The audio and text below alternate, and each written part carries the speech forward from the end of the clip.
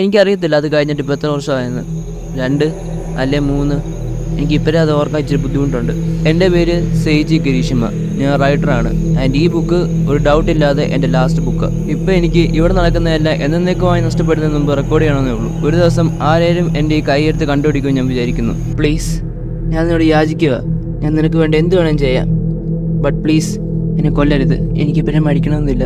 ഇങ്ങനെയാണ് ഹൈറോഡ് എന്ന് പറഞ്ഞ മാങ്ക തുടങ്ങുന്നത്. ഇത് എഴുതിയേക്കുന്നത് മസാസുമി കാക്കിസാക്കി എന്ന് പറഞ്ഞ റൈറ്ററാ. ഈ കഥ എങ്ങനെ ഒരു പാവ മനുഷ്യൻ കംപ്ലീറ്റ്ലി ചേഞ്ച് ആവുന്നതെന്ന് അറിയാൻ പറ്റും. സോ വീഡിയോ സ്റ്റാർട്ട് ചെയ്യുന്ന മുമ്പ് നിങ്ങൾക്ക് ഇതേപോലത്തെ മാങ്ക സ്റ്റോറീസും ഡാർക്ക് സ്റ്റോറീസും ഒക്കെ ഇഷ്ടമാണെങ്കിൽ നമ്മുടെ സബ്സ്ക്രൈബ് ചെയ്യുക. നമ്മൾ ഇനിയും ഇതുപോലത്തെ വീഡിയോ കൊണ്ട് വരുന്നത്.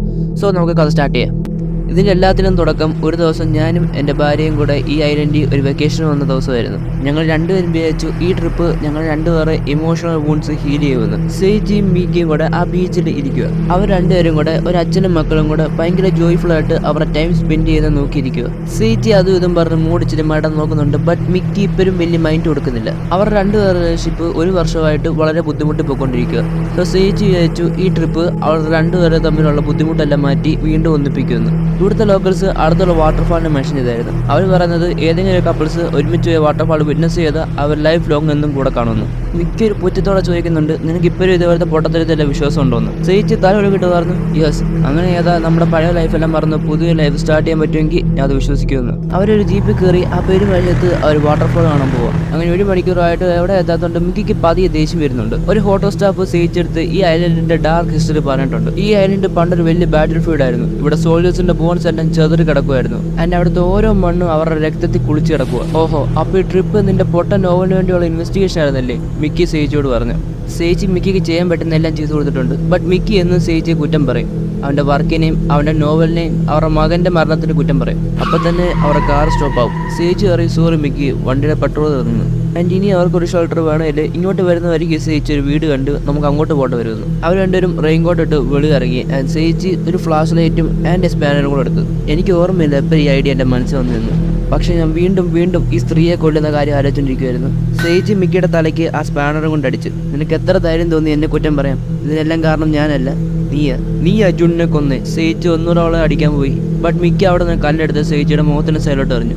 എന്നിട്ട് ഓടി. ഇവളെ കൊല്ലാൻ നോക്കി കഴിഞ്ഞാൽ റിഗ്രറ്റ് അടിക്കുന്നുണ്ടോ? Absolutely not. ഇവിടെ എൻ്റെ ലൈഫ് നശിപ്പിച്ചേ. ഇപ്പോൾ അവൾ വീണ്ടും എൻ്റെ ഫ്രണ്ടിൽ വന്ന് നിന്നേ, ഞാൻ വീണ്ടും അത് തന്നെ ചെയ്തേനെ. പക്ഷെ എനിക്ക് ആകെപ്പാടെ ഒരു റിഗ്രറ്റേ ഉള്ളൂ, ഞാൻ വീണ്ടും അവളുടെ പുറകെ പോയി. ഞാൻ അപ്പം തന്നെ തിരിച്ചു പോകണ്ടായിരുന്നു. ഞാൻ ഒരിക്കലും ആ ഗുഹയ്ക്കകത്ത് കയറാൻ പാടില്ലായിരുന്നു. സെയ്ജിയെ ഗുഹയിലോട്ട് കയറി പോകുമ്പം ഒരു കോർണറിൽ മിക്കിയെ കണ്ടു. അവളുടെ കാലിൽ നല്ല ഇഞ്ചുറി ഉണ്ടായിരുന്നു. മിക്കി അവളുടെ ലൈഫിന് വേണ്ടി കെഞ്ചു. ബട്ട് സെയ്ജി വീണ്ടും അവളുടെ തലയ്ക്ക് കയറും കൊടുത്തു. ആൻഡ് ഫൈനലി സെയ്ജിക്ക് ഒരു പുതിയ ജീവൻ തുടങ്ങാം. വളരെ വിചിത്രമായ 2 കണ്ണ് ആ നേരൻ്റെ ഇടയിൽ സെയ്ജിയുടെ പുറകെ നിൽക്കുമായിരുന്നു. ഒരു വിചിത്രമായ ചെറുക്കൻ സെയ്ജിയുടെ പുറകെ നിൽക്കുമായിരുന്നു. ആൻഡ് അവൻ്റെ അമ്മയെ തിരക്കുമായിരുന്നു. സെയ്ജി തിരിഞ്ഞു നോക്കി, പക്ഷെ അവിടെങ്ങും ആരുമില്ലായിരുന്നു. സെയ്ജി വിചാരിച്ചു അവൻ ജസ്റ്റ് ഹലൂസിനേറ്റ് ചെയ്യുവാന്ന്. അവരുടെ മകൻ മരിച്ചപ്പോൾ തൊട്ട് സെയ്ജിക്ക് എന്നും ദുർസ്വപ്നം വരുമായിരുന്നു. ബട്ട് ഇപ്പോൾ അതെല്ലാം മാറി. ആ ദുർസ്വപ്നം മിക്കയുടെ പോകും. അടുത്ത സെയ്ജിയുടെ മിക്കയുടെ ഒരു ഫ്ലാഷ് ബാക്ക് കാണിക്കുന്നുണ്ട്. അവൻ്റെ ഓപ്പറേഷൻ തിയേറ്ററിന്റെ വെളിയിൽ വെയിറ്റ് ചെയ്ത് നിൽക്കുമായിരുന്നു. അപ്പോൾ അവൻ്റെ ഡോക്ടർ വിളിക്കും. എന്നിട്ട് പറയാം നിന്റെ മകൻ ജനിച്ചെന്ന്. എന്നിട്ട് നമ്മൾ വീണ്ടും പ്രസന്റിലോട്ട് വരും. സെയ്ജി എങ്ങനെയും ആ ഗുഹയ്ക്കകത്തും രക്ഷപ്പെടാൻ നോക്കുക.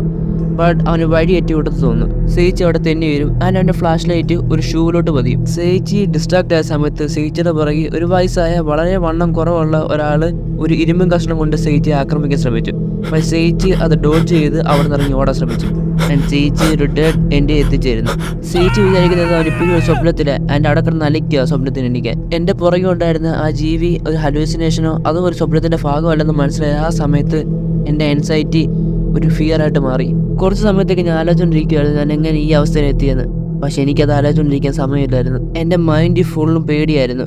മരിക്കാനുള്ള പേടി ആൻഡ് എൻ്റെ ഫ്രണ്ടിലുള്ള ക്രീച്ചറിനോടുള്ള പേടി. സെയ്ജി അവിടെ ടണൽ കണ്ട് അതിൽ കൂടെ എസ്കേപ്പ് ആവാൻ നോക്കി. ബട്ട് കാല് ഇനി താഴോട്ട് വീണു. ആൻഡ് ആ ഓൾഡ് മാൻ സെയ്ജി നോക്കിക്കൊണ്ടിരിക്കുമായിരുന്നു. നമുക്ക് വീണ്ടും ഒരു ഫ്ലാഷ് ബാക്ക് കിട്ടും. അന്നത്തെ ഈ സെയ്ജിക്ക് ഒരു കോൾ വരും. ആൻഡ് അവർ പറയും സെയ്ജിയുടെ നോവൽ വീണ്ടും ക്യാൻസൽ ചെയ്തെന്ന്. സെയ്ജി ലീവ് റൂമിലോട്ട് പോകും. അവിടെ ജൂണും മിക്കും ഹാപ്പി ആയിട്ട് സെയ്ജി ഗ്രീറ്റ് ചെയ്യുന്നുണ്ട്.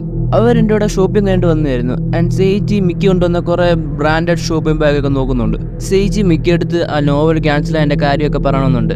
ബട്ട് ജുൻ അടുത്തുണ്ടായതുകൊണ്ട് എല്ലാം ഓക്കെ ആയിട്ട് ഫീൽ ചെയ്യുന്നുണ്ട്. എന്നാലും നമ്മൾ വീണ്ടും പ്രസന്റിലോട്ട് വരും. സെയ്ജി ആ ബീച്ചിൽ നിന്നിക്കുന്നുണ്ട്. ആൻഡ് ആ ടണലിൻ്റെ ഡോർ അടച്ചിട്ടുണ്ട്. സെയ്ജി അവിടെ ഫുള്ള് നോക്കും. ആൻഡ് ആ ടണലിൽ ഫുള്ളും കുറേ റൂംസ് ഉണ്ടായിരുന്നു. അതിനകത്ത് ഫുള്ള് സ്കേർട്ടൺസ് ഉണ്ടായിരുന്നു. ആൻഡ് ഒരു റൂമിൽ ഒരു വുമണിനെ കെട്ടിയിട്ടുണ്ട്. ആ സ്ത്രീ വിസ്പർ ചെയ്യും 8 ആൾക്കാർ. സെയ്ജി കൺഫ്യൂസ്ഡ് ആയിട്ട് അവിടുത്തെ ചോദിക്കും ആ കണ്ട മോൺസ്റ്റേഴ്സ് എല്ലാം എന്ത് വന്നു. അവൾ പറയും അവരെല്ലാവരും മരിച്ചു, നീ 9ാമത്തെ ആൾ. എന്നിട്ട് അവൾ വീണ്ടും ചോദിക്കും ആ കൊച്ചെറുക്കൻ എന്ത് ചെയ്യുന്നു. പക്ഷെ അതൊന്നും പറഞ്ഞിട്ട് ഇനി കാര്യമില്ല.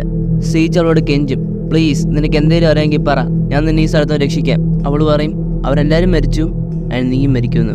സേജി ആ വയസ്സായ കളവൻ വലിച്ചഴിച്ചുകൊണ്ട് പോകുന്നുണ്ട്. ആ പോകുന്ന വഴിക്ക് ഒരു റൂമിൽ ഒരാളെ കെട്ടിയിട്ടേക്കുന്നുണ്ട്. അയാൾ നേക്കഡ് ആയിരുന്നു, അയാൾ മരണത്തിന് വേണ്ടി കെഞ്ചുമായിരുന്നു. നമ്മൾ ഫസ്റ്റ് ചാപ്റ്ററിൽ കണ്ട കൂട്ടത്ത് സേജി ആ റൂമിൽ കെട്ടിയിട്ടേക്കുമായിരുന്നു. എനിക്കറിയത്തില്ല എന്നെ ഇവിടെ കെട്ടിയിട്ട് എത്ര നാളായിരുന്നു. ഒരു ദിവസം, ഒരാഴ്ച, എനിക്കൊന്നും പറയാൻ പറ്റുന്നില്ല. അതിൻ്റെ മണ്ടയ്ക്ക് ഇരുട്ടും ഐസൊലേഷനും കൊണ്ട് നിങ്ങൾക്ക് ഇത് ഏതാ സമയമൊന്നും പോലും പറയാൻ പറ്റത്തില്ല. നിങ്ങൾക്ക് കേൾക്കുമ്പോൾ കുറച്ച് വീടായിട്ട് തോന്നും, പക്ഷെ എനിക്ക് ബോധം പെടുന്നത് അപ്പുറത്തെ റൂമിൽ ആളുടെ വളരെ ഭയാനകമായ അലർച്ച കേൾക്കുമ്പോഴാണ്. എൻ്റെ ഒരു ദിവസം ആലർച്ച നിന്നു. ഇത്രയും നാളെ ഞാൻ ആലോചിക്കുമായിരുന്നു അവൻ എന്താ എന്നെ ജീവനോടെ വെച്ചേക്കുന്നതെന്ന്. പക്ഷെ ഇപ്പം എനിക്ക് മനസ്സിലായി, അവൻ എന്നെ തിന്നാനായിരുന്നു. വീണ്ടും സേച്ചിയുടെ പാസ്റ്റ് കാണിക്കുന്നുണ്ട്. അവിടെ ഒരാൾ സേച്ചിയുടെ നോവലിനെ റിജക്റ്റ് ചെയ്യുക. ബട്ട് സേച്ചി മിക്കിയെ വിളിച്ച് പറഞ്ഞു ആ നോവലല്ല ശരിയായിരുന്നു. മിക്കി സേച്ചിക്ക് വേണ്ടി നല്ലൊരു ഡിന്നർ പ്രിപ്പയർ ചെയ്യുമായിരുന്നു. ബട്ട് സേച്ചിക്ക് സേച്ചിയുടെ കട എല്ലാം കണ്ടിട്ട് സഹിക്കുന്നില്ലായിരുന്നു. ഈ കാരണം കൊണ്ട് സേച്ചി ആ പബ്ലിഷറിൻ്റെ അടുത്ത് വീണ്ടും പോയി കെഞ്ചും അവൻ്റെ ഫാമിലിയെ ഫീഡ് ചെയ്യാൻ വേണ്ടി അവനൊരു ജോബ് വേണമെന്ന്. ഒരു വൈകുന്നേരം സേച്ചി നല്ല രീതിയിൽ പാട്ട് കേട്ട് അവൻ്റെ നോവലിന് വേണ്ടി വർക്ക് ചെയ്യുമായിരുന്നു. ആ സമയത്ത് മിക്കി ഒരു ഷോപ്പിങ്ങിന് പോകുമായിരുന്നു. ആൻഡ് സേച്ചി അടുത്ത് പറയും ജുന്നെ നോക്കണം, പിന്നെ തുണിയും കൂടെ പെറുക്കിടണമെന്ന്. പക്ഷെ പാട്ട് കാരണം സേച്ചി ഒന്നും കേട്ടില്ല. മിക്കി പോയി കഴിഞ്ഞപ്പം ജുന്ന് ബാൽക്കണി കിടക്കുന്ന തുണി കണ്ടു. ആൻഡ് ഇവരെ രണ്ടുപേരെ ഹെൽപ്പ് ചെയ്യാന്ന് വെച്ച് ജുന്ന് ആ തുണി പെറുക്കാൻ പോയി. അങ്ങനെ അവിടെ കിടക്കുന്ന ചെറിയൊരു പടിയിൽ കയറും. അവിടുന്ന് അവൻ്റെ ഷർട്ട് എടുക്കാൻ നോക്കും, ബട്ട് തെന്നി താഴെ വീഴും. ആ സമയത്ത് സേജി വർക്കെല്ലാം കഴിഞ്ഞ് മിക്കയും ജുന്നും കാണാൻ പോകും. ബട്ട് അവിടെ സേജി കണ്ടത് ജുന്നിൻ്റെ ലൈഫ്ലെസ് ബോഡിയായിരുന്നു. ജുന്നിൻ്റെ ഫ്യൂണറൽ സമയത്ത് എല്ലാവരും ഭയങ്കര ഗോസിപ്പൊക്കെ അടിക്കുമായിരുന്നു. കാരണം ഈ ജുണ്ണു മരിക്കാൻ കാരണം സേച്ചി എന്നെല്ലാവരും പറയുന്നത്. അവൻ്റെ അമ്മയച്ച അവനെ തെള്ളിയിടും. പുള്ളിക്ക് റിഗ്രറ്റുണ്ട് അവരുടെ മോളെ ഇവനെ കെട്ടിച്ചു കൊടുത്തതിന്. സേച്ചി അവരോട് പറയുന്നുണ്ട് ഇത് അവൻ്റെ തെറ്റല്ലെന്ന്. പക്ഷെ മിക്ക അവൻ്റെ ഫ്രണ്ട് വരും, എന്നിട്ട് പറയും ഇതെല്ലാം നിന്റെ തെറ്റായിരുന്നു. വീണ്ടും പ്രസന്റിലോട്ട് കാണിക്കുന്നുണ്ട്. സേച്ചി അവിടെ കിടന്ന് കെഞ്ചു ആരെയും സേച്ചിയെ രക്ഷിക്കാൻ. ആ കഥ ചെറുതായിട്ട് ഓപ്പണാ. ആൻഡ് അവിടെ മിക്കി നിപ്പുണ്ട് ജീവനോടെ. മിക്കി സേച്ചിയെ ആ സ്പാനർ കൊണ്ട് തലങ്ങും വിലങ്ങും അടിച്ചു. ആ മോൺസ്റ്ററിന് പെണ്ണുങ്ങളോട് കുറച്ച് സോഫ്റ്റ് കോർണറുണ്ട്. ആൻഡ് മിക്കിയുടെ വൂൺസും അവൻ ട്രീറ്റ് ചെയ്തു. അവൾ അവിടെ നിന്ന് എസ്കേപ്പ് ചെയ്യാൻ പ്ലാൻ ഉണ്ട്. ആൻഡ് സേച്ചിയുടെ മരണം ജസ്റ്റ് ഒരു ആക്സിഡന്റ് ആയിട്ട് അവൾ കാണിക്കും. മിക്കി പോയപ്പോൾ സേച്ചി അവിടെ കിടന്ന് കരഞ്ഞു. അതേ സമയത്ത് ആ കഥ പറഞ്ഞ കൊച്ചെറുക്കം വരുന്നുണ്ട്. അവൻ പറഞ്ഞു സേച്ചിയെ അവൻ്റെ അമ്മയുടെ സ്മെല്ലുണ്ടെന്ന്. സേച്ചിക്ക് മനസ്സിലാവും ഇത് നേരത്തെ ആ കെട്ടിയിട്ട പെണ്ണിന്റെ മോനാന്ന്. സേച്ചി ആ ചെറുക്കനെ കൺവിൻസ് ചെയ്യുന്നുണ്ട് ആ കെട്ടയച്ചു വിടാൻ. ആൻഡ് ആ കെട്ടയച്ചു വിട്ട സേച്ചി ആ ചെറുക്കനെ അവൻ്റെ അമ്മയെടുത്ത് കൊണ്ടുവന്നും പറയുന്നുണ്ട്. ആൻഡ് ആ ചെറുക്കൻ സേച്ചി അയച്ചു വിടുന്നുണ്ട്. ആൻഡ് സേച്ചി റൂമിലോട്ട് കൊണ്ടുപോകുന്നുണ്ട്. ആ റൂമിൽ കുറച്ച് തുണിയും ആൻഡ് ഒരു വാളും ഉണ്ടായിരുന്നു. സേച്ചി ആ ചെറുക്കനോട് ചോദിക്കുന്നുണ്ട് നിന്റെ അച്ഛൻ വിചാരിക്കുന്ന ആ കിളവൻ എന്താ നിന്റെ അമ്മയെ പൂട്ടിയിട്ടേക്കുന്നതെന്ന്. ആ ചെറുക്കൻ റിപ്ലൈ കൊടുത്തു അവൾ ഇവിടെ നിന്ന് ഓടി രക്ഷപ്പെടാൻ നോക്കും. ആൻഡ് വെളി ഫുൾ ഡേഞ്ചറസ് ആണ്. സേച്ചിക്ക് നല്ല പ്രതീക്ഷ ഉണ്ടാവും. സേച്ചി പ്ലാൻ ഇടും ഈ ചെറുക്കനെ അവൻ്റെ അമ്മയെടുത്ത് എത്തിക്കാന്ന് ആൻഡ് ആ കിളവനെ പോയി കാണാന്നു. ആൻഡ് വേറെ റൂമിൽ മിക്കിയുടെ മണ്ടയ്ക്ക് ആ കിളവ് ഇരിക്കുക. ആൻഡ് ആ കിളവൻ്റെ അടുത്ത് മിക്കി പറയുന്നുണ്ട് ഞാൻ ബാക്കിയുള്ള പെണ്ണുങ്ങളോടത്തല്ല, ഞാൻ നിന്നെ ഒരിക്കലും ചതിക്കത്തില്ലെന്ന്. സേച്ചി ആ കിളവൻ്റെ റിപ്സിലിട്ട് കുത്തിയിട്ട് മിക്കിയെ കൊല്ലാൻ പോയി. ബട്ട് ആ കിളവൻ സേച്ചി സ്റ്റോപ്പ് ചെയ്തു. ആൻഡ് ആ കിളവൻ സേച്ചി അറ്റാക്ക് ചെയ്യും. മിക്കി അവിടെ നിന്ന് എസ്കേപ്പ് ആവും. എന്നിട്ട് ആ കിളവൻ ഡിസ്ട്രാക്ട് ആയ സമയം നോക്കി സേച്ചി ആ കിളവൻ്റെ വയറ്റിട്ട് വിട്ടു.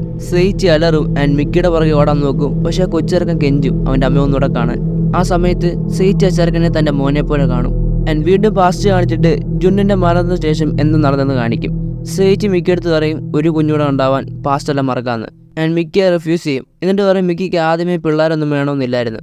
ആൻഡ് ജുന്ന് ജസ്റ്റ് ഒരു ആക്സിഡന്റ് ആണെന്ന് പറയും. മിക്കി അവനോട് പറയും ഇതെല്ലാം മറന്ന് വീണ്ടും ഒരു ജോലി ചെയ്യാൻ. മിക്കി എങ്ങനെയും പറഞ്ഞ് ഡിവോഴ്സിന് സമ്മതിപ്പിക്കാൻ വേണ്ടി സേച്ചി മിക്കിയുടെ അച്ഛൻ്റെ അടുത്ത് വന്നേക്കുക. ബട്ട് മിക്കിയുടെ അച്ഛൻ ലോയറിനെ വിളിക്കാൻ പോവാ. ആൻഡ് സേച്ചി അടുത്ത് പറഞ്ഞു നിനക്ക് ഇതാണോ ഇല്ലേ നിന്റെ മോന്റെ മരണത്തിന് കാരണം നീ ആൻഡ് ഈ മിക്കിയെ ഡിവോഴ്സ് ചെയ്ത് കഴിഞ്ഞാൽ നീ കോമ്പൻസേഷൻ എത്ര കൊടുക്കും ചോദിച്ചു. അപ്പൊ സേച്ചി പോയി. പിന്നെ വീണ്ടും സേച്ചി തിരിച്ചു വന്നു. ആൻഡ് എന്നിട്ട് സേച്ചിയുടെ മിക്കിയുടെ ട്രിപ്പിനെ കുറിച്ച് അനൗൺസ് ചെയ്തു. ആൻഡ് മിക്കിയുടെ അച്ഛൻ ചോദിക്കും ഡിവോഴ്സ് പ്ലാനൊക്കെ ഇപ്പൊ എന്തായെന്ന്.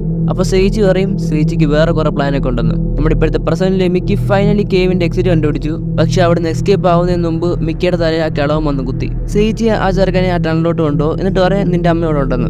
ആ ചെറുക്കൻ തുറച്ചു വെക്കും. ബട്ട് ആ സേച്ചി എല്ലാവരും നോക്കി. സേച്ചിയുടെ പുറകെ ഒളിച്ചിരിക്കുന്ന ആ കിളവനായിരുന്നു. ആ കിളവൻ അവന്റെ തോക്കിന്റെ അറ്റത്ത് കെട്ടിവെച്ച ആ നൈഫും കൊണ്ട് സേച്ചിയുടെ ഷോൾഡറിൽ കുത്തും. സേച്ചി അവിടെ ഉള്ള ടോൾസ് എടുക്കും. ആൻഡ് ആ കിളവന്റെ മുഖത്തോട്ട് ഉറം കൊടുക്കും. എന്നിട്ട് ആ ചെറുക്കൻ്റെ അടുത്ത് പറയും പോയി നിന്റെ അമ്മയെ കാണാൻ. പേടിക്കണ്ട ജോൺ, അച്ഛൻ നിന്റെ പുറകെ തന്നെ കാണും. എന്നിട്ട് സേച്ചിയെ കിളവനെ നോക്കും. എന്നിട്ട് പറയും ഞാൻ സഹായത്തിന് വേണ്ടി കെഞ്ചി മടുത്തെന്ന്. ആൻഡ് അതിന് പകരം ആ കിളവനെ കൊല്ലുമെന്ന്. ഇതെല്ലാം എൻ്റെ തെറ്റാന്നല്ലേ നീ പറഞ്ഞേ, എന്നെ ചിരിപ്പിക്കല്ലേ, ഞാൻ ഒന്നും ചെയ്തിട്ടില്ല. അവർക്കെന്താ എന്നെ ജസ്റ്റ് ഒന്ന് വെറുതെ വിട്ടാ. എനിക്ക് ഇവരെ കൊണ്ട് എല്ലാം എടുത്തു. എനിക്കിനി പുതിയൊരു ഫാമിലി തുടങ്ങണമെന്നേ ഉള്ളൂ. ഒരു പുതിയൊരു കുടുംബം. എന്നും പറഞ്ഞ് സേച്ചി ഒരു ഗ്രനേഡ് എടുത്ത് ആ കളവൻ്റെ അടുത്തോട്ടിട്ടു. ആൻഡ് ആ ഗ്രനേഡ് പൊട്ടി കഴിഞ്ഞിട്ട് സേച്ചിക്ക് ഇപ്പോൾ ഒറ്റ കണ്ണേ ഉള്ളൂ. ആൻഡ് ഒറ്റ കണ്ണും കൊണ്ട് സേച്ചി ആ ചെറുക്കൻ്റെ അടുത്തും ആ പൂമ്മയുടെ അടുത്തോട്ടും പോയി. സേച്ചി ആ ചെറുക്കൻ്റെ തൊട്ട് പോകും. എന്നിട്ട് പറയും അച്ഛൻ ആ മോൺസ്റ്ററിനെ കൊന്നു. സേച്ചി ആ പെണ്ണിനെ അവളെ ചേണി നയിക്കും. എന്നിട്ട് ആ പെണ്ണ് വീണ്ടും ചോദിക്കും നീ ശരിക്കും ആ മോൺസ്റ്ററിനെ കൊന്നു. സേച്ചി റിപ്ലൈ കൊടുക്കും ഓഫ് കോഴ്സ് ഞാൻ എൻ്റെ ഭാര്യയ്ക്കും എൻ്റെ മോനും വേണ്ടി എന്ത് ചെയ്യുന്നു. ആ പെണ്ണിന്റെ മുഖത്ത് വർഷത്തിന് ശേഷം ആ കേവിന്റെ അകത്ത് നിന്ന് രക്ഷപ്പെടുന്നതിന്റെ എക്സൈറ്റ്മെന്റ് ഉണ്ട്. ബട്ട് സേച്ചി അവളോട് പറയും നീ ഇതിലെ വെളിയിൽ പോന്നേ, വെളിയിൽ പ്രത്യേകിച്ച് ഒന്നുമില്ല, നിനക്ക് വേണ്ടതല്ല ഇവിടെ തന്നെ ഉണ്ട്, ഞാനുണ്ട് ഇവിടെ, നീ ഉണ്ട് ഇവിടെ, ആൻഡ് മോസ്റ്റ് ഇമ്പോർട്ടൻ്റ്ലി നമ്മുടെ പ്രഷ്യസ് സണ്ണും ഉണ്ട് ഇവിടെ. ഇതിൽ കൂടുതൽ നിനക്ക് എന്തോ വേണ്ടേ? ആസ് ലോങ് ആസ് നിന്റെ ഫാമിലി നിന്റെ കൂടെ ഉള്ളപ്പം നിനക്ക് വേറെ ഒന്നും വേണ്ട. എനിക്കിപ്പോൾ മനസ്സിലാവുന്നുണ്ട് ആ മോൺസ്റ്ററിന് എങ്ങനെയാണ് ഫീൽ ചെയ്തതെന്ന്. ഈ കഥ ഇവിടെ തീരുന്നു.